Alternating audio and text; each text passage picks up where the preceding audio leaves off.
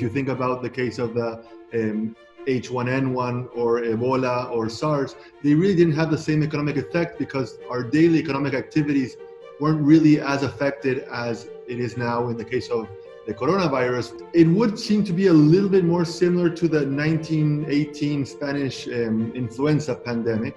The problem is we didn't really have very accurate economic measures back then in 1918. Just to put in perspective, the notion of GDP was established in the 1930s. And that really goes to show how once in a lifetime this pandemic may be, and how in uncharted waters we are, and how unprecedented this could be.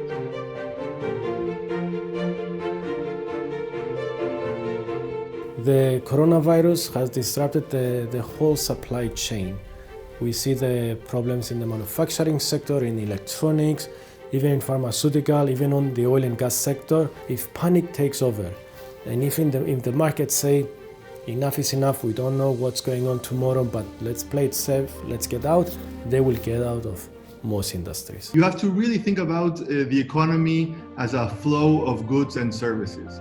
So once you shut down a particular sector, in this case the industry sector, that could cause some ripple effects that people within those industries are being laid off. And that's what we're starting to see now. Initial estimates of for example, US unemployment claims are starting to come out, and they look very, very bleak. It seems that at least 3.5 million people have filed for unemployment in the past week in the US.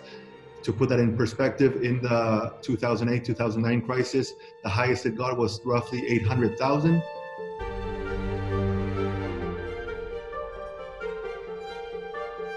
One problem with, or one particularity of this crisis is that it hit the service sector particularly hard. And unlike other industries, the service sector does not tend to recover as quickly. As soon as the crisis is over, if I still can buy the new vehicle, I will buy a new vehicle. So it's almost like you have what economists call a V effect, a V rebound. So even though the crisis is very deep and quick, the recovery is also just as fast.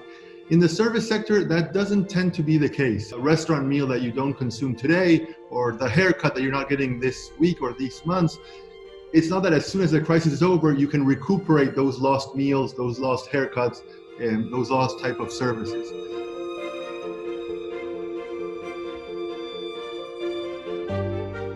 If we don't see a slowdown in the spread, and this becomes a new norm of life, I don't see the real economy recovering after 6 months or a year. We have to reassess what we understand about this new disease.